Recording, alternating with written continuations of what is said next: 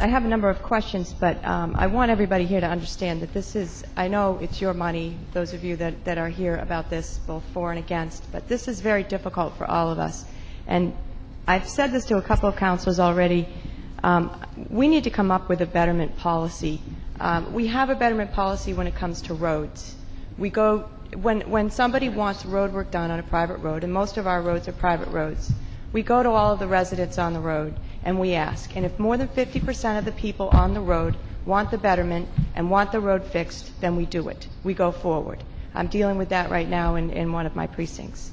I really think that this council needs to come up with a betterment policy. I think it's I want to say unfair for the councilors to sit up here. We're all taking, you know, yes and no, and I've got about 50% and 50-50 for phase 2, and a majority want this in phase 1. This is a very difficult decision for all of us.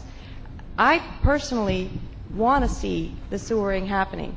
I know that we need this. I know that this is important to so many people, and it's going to be spread all around town. A lot of you have spoken about spreading this cost.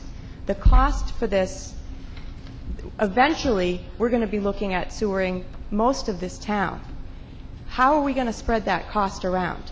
I mean, in my area, I'm looking at, they could even, I'm over in the western part of town, we could even need a new sewage treatment plant.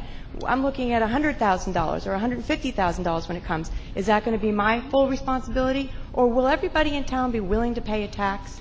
Do you know how hard it is to pass an override? We haven't been able to do that except to build a new high school maybe 15 years ago. It would have to be done with an override.